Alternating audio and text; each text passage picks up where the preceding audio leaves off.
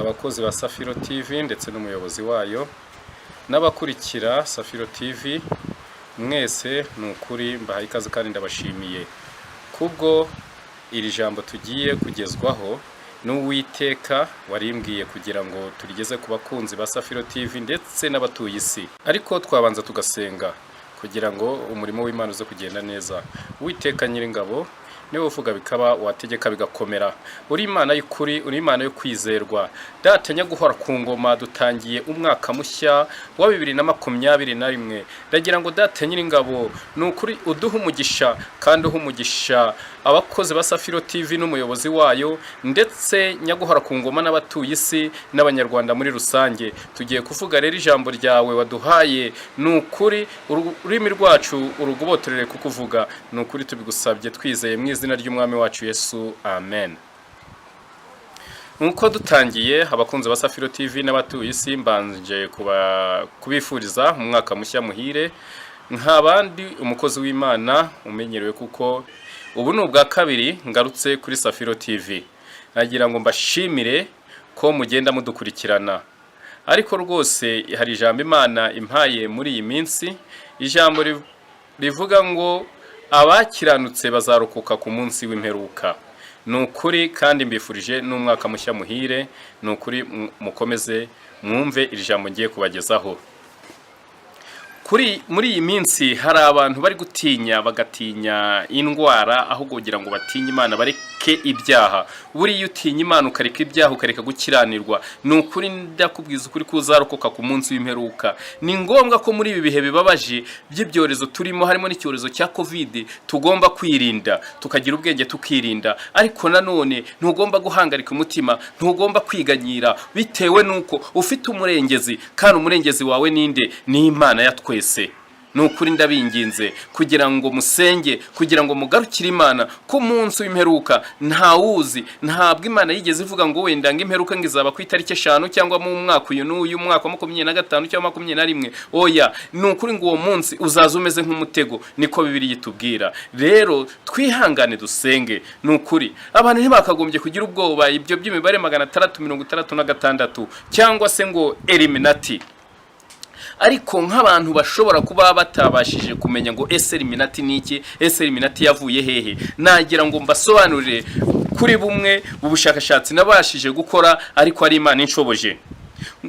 Kuri ubu kugeza ubu ku isi bigenda bivuga ko abantu bose bakomeye by'umwihariko abo mu burengerazuba bw'isi, no kuvuga Uburayi na Amerika, imbaraga bafite babihabwa n'imbaraga zidasanzwe bahabwa na rusofero, binyuze muri uwo muryango wa Illuminati. Ni ukuvuga ko uwo muryango wa Illuminati ukorana na rusofero, ntabwo ari ibanga.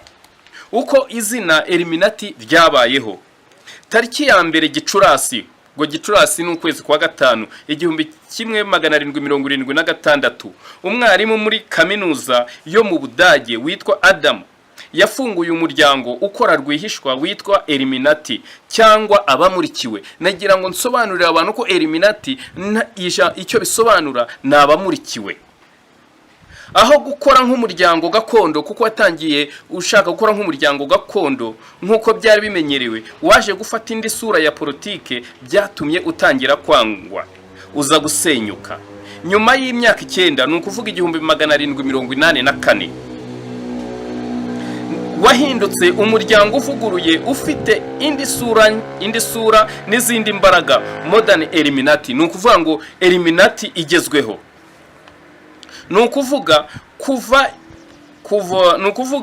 kuva iyicwa rya perezida wa Leta Zunze Ubumwe za Amerika witwaga John Kennedy, ugaca mu mpinduramatwara z'Ubufaransa, Revolution Française, ibiremwa bidasanzwe. Ni ukuvuga ngo umuryango wagize imbaraga, ari naho izo mbaraga za Leta Zunze Ubumwe za Amerika no gushaka gushyiraho gahunda imwe ku isi muri bimwe mu biranga Illuminati ivuguruye. Ni ukuvuga ngo Illuminati ivuguruye nyine harimo gushaka gukorera hamwe, ugashaka amaleta akasanga yishyira hamwe. Ariko ndagira ngo mabwire nuko bakwishyira hamwe, dufite Imana, dufite umurengezi, dufite Imana ikomeye. Ikizwi nuko urimo abantu bakomeye bafite imiryango ikomeye, ubutunzi n'imbaraga za politike, kandi buri umwe ubarizwa muri uwo muryango, ni ukuvuga ngo muri Illuminati agomba kugendera ku matwara ya Rusofero nk'uko bitangazwa. Ni ukuvuga ngo utagendeye muri ya matwara ya Satani ya Rusofero nyine ntabwo wabarizwa muri Illuminati. Kimwe nuko ushaka kuyirwanya, ushaka kuvugamo Imana, aho ngaho hari igihe bikurangirana. Bimwe mu bimenyetso bivugwa biwuranga cyangwa se bivugwa muri iyo Illuminati, inyamaswa iteye nk'inka, ari naho bishaka guhuzwa na Bibiliya, ya nyamaswa izava mu butaka hakavamo n'inyamaswa iva mu ishyamba. Ngo ni inyamaswa iteye nk'inka ifite amahembe, ifite amahembe, hakabamo na ya piramide mpande eshatu, ifite ijisho rimwe, kandi ifite ijisho rimwe, kandi bimwe muri ibyo bimenyetso hari aho bigaragara. Ushobora kubisanga ku mazu, ushobora kubisanga ku matapi, cyangwa se no mu idolari rya Amerika naho iryo jisho rimwe ririmo, cyangwa ukabisanga ku nkuta z'amazu no ku bikoresho bikundwa cyane. Ni Satani, ni ukuvuga ngo icyamumanuye ku isi. Bibiliya itubwira ko azerera, ahora azerera ashaka uwo yaconshomera kugira ngo azamumanukane ikuzimu. Ni ukuvuga ngo rero ashakisha uburyo aho yanyura hose, agendeye muri ibyo dukunda, agendeye muri ibyo tuba dushaka, kugira ngo akunde tuyobye. Ariko ndagira ngo ubu ni ubwiru bw'Imana, niba koko ubashije kumvira ijambo, utangire usenge. Hari uho usanga ku matatu, ugasanga umuntu yishushanyijeho inzoka, ugasanga umuntu yishushanyijeho umubare 666. Uwo nawo tuzagaruka tubiva umuzingo uwo mubare icyo uvuze, kuko ni ibintu birebire. Ngo ibyo bimenyetso nyine ubisanga ahantu henshi ku bikoresho bikundwa. Intwaro yibanze ya Illuminati ni ibimenyetso. Ntabwo Illuminati baza ngo bakwigishe, kuko igiye muri uwo muryango uhasanga ibimenyetso. Nkanjye nyiri umuhanzi, aho nari narafunga urubuga rwanjye rwa Facebook, hari umuntu wanyaditinze wasangaga ibyo bimenyetso nanjye bikoresha, ariko ugasanga rimwe hari n'ababikoresha batazi icyo bivuga. Ariko nagira ngo ibyo bimenyetso nubibona uzumve ko ari bya Satani, ntugihutire kwishyiraho amatatu. Ugasanga urubyiruko rwishyizeho amatatu, rwishyizeho agahanga k'umuntu. Ibyo byose ni ibimenyetso biba biranga Illuminati, kandi Illuminati twumvishe ko ikorana na Satani. Ariko kubitahura biragoye kutabizi. Urugero nkanjye kubitahura ntabwo nari mbizi, usibye Uwiteka nyine wamurikiye. Hari ibindi bimenyetso abantu bakoresha, hari udutoki tubiri mu kubitara uko kongere ngo na meme. Iyo utazamuye, ibyo byose ni ibimenyetso by'umwanzi, ni ibimenyetso bya Illuminati. Ibizo ntoki eshatu ni rukubita rukoko ndetse na meme. Ibyo bimenyetso hari n'ababikora biyita abakozi b'Imana, ugasanga umuntu ahagaze ku gatuti arimo aravuga ariko arakoresha ibimenyetso. Iyo utabizi rero, nagira ngo abantu basobanukirwe, bamenye ibyo bimenyetso. Nubibona ni ukuri, utangire usenge kugira ngo Uwiteka kurokore. Hari n'abahanzi bo mu myaka ya za 80 bajyaga batambutsa ubutumwa bwa shitani mu ndirimbo zabo. Hari n'abahanzi nyine banze gukorana n'uwo muryango, harimo abantu bagiye babizira. Twatanga urugero nk'umuhanzi bita Tupac, yari umuraperi wo muri Amerika, yahimbye indirimbo Kill Illuminati, bivuga kwica Illuminati.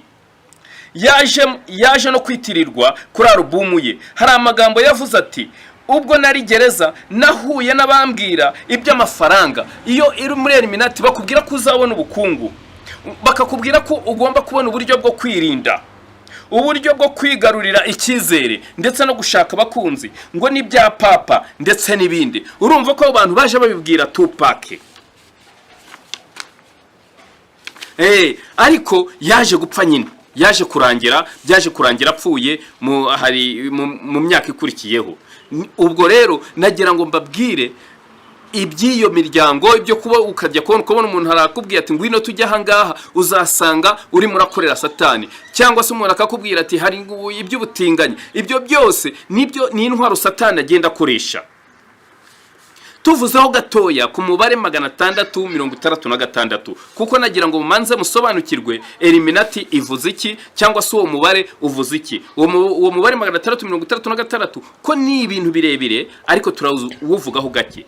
Turebye mu byahishuwe 13:11 kugeza ku murongo wa 18 aho mwagenda mugasoma Bibiliya. Igice twabonyemo inyamaswa ya kabiri, imwe yazamutse iva mu nyanja, indi yazamutse iva mu gitaka. Iyambore twabonye ko ari antikristo. Inyanja twabonye ko bishaka kuvuga amahanga menshi, amoko menshi, cyangwa se ng'inyanja ya Mediterane. Ibyo ni ubushakashatsi nakoze, nawe ugenda ukora ubushakashatsi ko kugira ngo umenye Imana bisaba guhozaho, bisaba kwiga kugira ngo hatazagira ukubeshya. Abasobanuzi benshi bahuriza ko antikristo izaturuka mu bundi bwoko cyangwa ishyanga ritari Isiraheli. Bamwe bavuga Roma cyangwa se ahandi. Birashoboka ko yaba no muri Afurika nta wamenya, ariko icyangombwa nuko nuzabona umubare 666 ugomba kumenya uburyo wabayeho cyangwa se uburyo abawukoresha bagomba kuba bameze. Twumvishe ko abenshi bakuba ukoresha ari abo muri eliminati. Niyo mpamvu inyamaswa ya kabiri ngizahatira abayisiraheli kuramya inyamaswa ya mbere. Yandi ya mbere ni antikristo. Igice cya kabiri ni ubuhanuzi bw'ibinyoma. N'umuhanuzi w'ibinyoma yaturutse mu butaka bugereranwa n'igihugu cy'amasezerano cyangwa urubyaro rwa hano ku isi rwakomotse kuri Aburahamu. Iyo ni inyamaswa ya kabiri. Twebwe rero twakomotse kuri Aburahamu, nitwe n'ubundi tuzakora iki? Tuzarimbura isi. Nagira ngo rero dukomeje twumvishe iby'imperuka mw'abantu mwe abakiranutse, nagira ngo mbabwire ngo bazarokoka. Turebye mu byahishuwe 1:3 ngo hahirwa usoma amagambo y'ubu buhanuzi, hahirwa n'ababwumva bakitondera ibyanditswe muri bwo, kuko igihe ari kigufi. Igihe ni kigufi, mushatse mwasenga, dushatse twaca bugufi tukubaho Uwiteka. Twumvishe ko biri tubwira ngo uwicisha bugufi ingororano, icyubahiro n'ubugingo. Nuko abantu bicisha bugufi bubaha Imana. Umunsi w'imperuka abakiranutse bazarokoka. Abantu bakiranutse ku munsi w'imperuka bazarokoka. Turebye mu byahishuwe 1, ibyahishuwe 7 umurongo wa mbere ngo abayisiraheli bakiranutse bazarokoka. Ntabwo ari ya miryango ya yindi ivugwa muri Bibiliya ya Lewi na Manase ndetse n'indi miryango bagenda Bibiliya igenda itubwira. Ugende uhasome mu byahishuwe 7 urareba. Ari naho hantu twitonde, hari abantu babihuzamo bavuga ngo umuryango wa Dani ntuvugwa muri iyo miryango ishobora kuzarokoka, ngo ni uzavamo antikristo. Biragoye, bisaba gusenga ugahishurirwa ugahabwa umwuka wera. Turebye nanone dukomeje mu byahishuwe 7:9 ngo hanyuma y'ibyo mbona abantu benshi umuntu atabasha kubara, bo mu mahanga yose n'imiryango yose n'amoko yose n'indimi zose. Iyo tugeze ku ndimi zose dusanga harimo n'ikinyarwanda. Bahagaze imbere ya ntebe n'imbere y'umwana w'intama, bambaye ibishura byera kandi bafite amashami y'imikindo mu ntoki zabo. Bivuze iki? Uwakiranutse ku Uwiteka azakizwa. Ariko se uzakizwa ni ufite iki mu ntoki zawe kizaguhagarika imbere y'Uwiteka? Uvuga uti nafashije imfubyi, uvuga uti hari umupfakazi narengeye, uvuga uti hari igikorwa nakoze, hari umwana wo ku muhanda nafashije. Ufite iki? Ese hari uwo nahaye, hari umurwayi wo kwa muganga nasuye. Ufite iki? Aho ntiwariye icyacumi kandi ufite ubushobozi bwo gutanga icyacumi. Ni iki wakoze mu nyubako y'Uwiteka, mu rusengero rw'Uwiteka wakoze iki? Ese abajyanye nawe mu ijana nibura barakoropa? Imana ni ukuri dufashe. Dukomeje Yesaya 2:2 na Mika 4:1 ngo mu minsi y'imperuka umusozi wubatsweho inzu y'Uwiteka uzakomezwa. Umusozi wubatsweho inzu y'Uwiteka uzakomezwa. Bivuze iki? Ni iki kikubatsemo? Ese n'ubusambanyi, ese n'ubujura, ese n'urwango, ese n'ishyari? Nagira ngo ibyo niba ari byo byari bikubatse, ugarukira Imana, ureke gukiranirwa. Ni ukuri. Ubundi insengero n'eshatu. Hari urusengero rwubakwa n'amaboko y'abana b'abantu, hari rwo dushobora gusanga ku musozi umuntu yubatse urusengero cyangwa za kiliziya se cyangwa imisigiti. Birashoboka. Ariko hari urusengero rw'abantu 2 cyangwa 3. Abo ngabo iyo bahuye Imana irabasanga urwo nabwo rwita urusengero. Hakaba n'urusengero ruri mu mutima. iyo rero ngo umusozi wubatsweho ngo wubatsweho inzu y'Uwiteka, niba muri wowe wubatswemo n'ijambo ry'Imana, wibatswemo n'ineza, nagira ngo nkubwire ko uzakomezwa. Uko iminsi ishira niko n'ibyago bidusatira, yewe n'imperuka nuko. Ndetse nuko ubu ngubu uko umuntu agenda asaza niko iminsi yo kurangira igenda irangira. Abantu rero bakagombye gukwera Imana bagifite igihe. Nukuri turebye rero dukomeje ngo Daniel 12:4 ngo benshi bazajarajara kandi ubwenge buzagwira. Ibyo ni ryari? Ni ku munsi w'imperuka. Urasanga abantu bajarajara, umuntu arava hakajya handi ngo reka bamusengere ngo ni hariya niho babona ibitangaza, bamubwira bati va mu byaha reka ubusambanyi, aho ntazahagaruke, agahita ataruka akajya handi, cyangwa kumva ngo ahantu bari gutanga imfashanyo aha akaba ari hajya akagenda kubera imfashanyo, ntagende kubera Imana. Abantu bareke kujarajara. Hari ibyo Yesu yatubwiye muri Matayo 24:6 ngo muzumve iby'intambara n'impuha z'intambara, mwirinde mudahangarika imitima. Mugomba kwirinda abantu b'Imana, mwihangarika imitima. Dufite umurengezi. Yesu Yobu yarabivuze ngo ati njye ubwanjye nzi ko mfite umucunguzi, umurengezi wanjye ari bugufi. Ni ukuri dufite umucunguzi. Yobu arabihanura. Yesu yarataze ariko yarabibonye, arabihanura. Yesu suvuga ubu yavuzwe kera, na Yesaya yaramuhanuye. Ni ukuri nagira ngo wumve ko ufite umucunguzi. Sitwe rero dufite akaga gafitwe n'abanyabyaha. Uzabona ukora ibyaha uzamenye ko ufite akaga ku munsi w'imperuka. Turabisoma hehe? Muri Ezekiyeli 21:34 ngo mu gihe cy'imperuka bazahanirwa ibyaha byabo. Ugenda uhasoma ayo magambo urayasangamo, ntugire ngo ndakubeshye. Ni bande bazahanwa? Abasambanyi bazahanwa, abajura bazahanwa, abicanyi bazahanwa, abagira amashyari bazahanwa. Ni ukuri dukomeze dukiranuke. Dukomeze dukiranuke. Dukomeje turebye ngo abakiranutse bazarokoka. Reba mu Byahishuwe 7:15 ngo nicyo gituma baba imbere y'intebe y'Imana bayikorera mu rusengero rwayo ku manywa na nijoro, kandi yicaye ku ntebe izababambaho ihema ryayo. Babandi basenga, ngo babandi bakorera Imana ku manywa na nijoro, babandi batekereza ijambo ry'Imana, basoma Bibiliya, basenga, bafasha abandi, abo ngabo bakorera Uwiteka. Ni ukuri abo ngabo Imana izababambaho ihema ryayo, bizabakiza. Ni ukuri ku munsi w'imperuka ntimugire ngo bizaba byoroshye, hazahemo imibabaro myinshi, ariko kuri babandi banze kwihana hakiri kare. Ngo ariko hari abazayivamo bameze neza. Turebye mu Byahishuwe 7:14 ngo bavuye muri urya mubabaro mwinshi kandi bameshe ibishura byabo babyejesha amaraso y'umwana w'intama. Abo ngabo bizeye Yesu Kristo ko ari umwami, bizeye Yesu Kristo ko ari umukiza. Ni ukuri abo ngabo bazarokoka kandi bakoze imirimo myiza. Muri iyo mibabaro hari abazayigwamo kandi ari abanyabwenge. Ubundi jambo abanyabwenge, kumenya ubwenge, ntabwo ari ukumenya Igifaransa n'Icyongereza n'imibare, ntabwo ari uko warize teolojiya nyinshi cyane. Oya, ubundi hari ubwenge, hari n'ubumenyi. Ubumenyi nubwo twiga mu ishuri, umuntu akamenya history, umuntu akamenya geography, umuntu akamenya physique, umuntu akamenya ibyo, umuntu akagenda akamenya teolojiya, ariko yava akajya gusambanya. Uwo ni umumenyi, ariko ntabwo azi ubwenge. Niyo mpamvu Bibiliya harayitubwira ngo ngo bari ibigoryi ntibari bazi Imana. Abantu b'ibigoryi, umuntu utazi Imana ukora ibibi, kuba uzi ijambo ry'Imana warenga ukarirengaho ukajya gusambana ukagera. Ibyo ntabwo ari ukumenya ubwenge. Abazi ubwenge rero ni abantu bazi Imana. Turebye rero muri abo banyabwenge bavuga ngo bazarengana, tuwabibona nko muri Daniel 11:35 ngo bamwe muri abo banyabwenge bazicwa kugira ngo batunganye bacishwe mu ruganda, batunganywe bageze igihe cy'imperuka. Nubabara uhowe Yesu uzihangane. Ni ukuri ubabaye uhowe Yesu uzihangane. Nagira ngo nuvuga ubuhamya bakabiguhora, ndetse nunasonza wavuze Yesu ihangane. Turebye muri Zaburi 25:3 ngo siko bizaba mu bagutegereza, nta uzakorwa n'isoni keretse bava mu masezerano ari nta mpamvu. Usanga umuntu igihe yaragiye gutabarwa, ugasanga umuntu avuye mu masezerano, ugasanga umuntu yarihanganye agashaka imyaka 2 atabyara, atereka ngiye kubaza mu bapfumu, nyamara wenda wari kuzabyara ku mwaka wa 3. Abapfumu nta kamaro.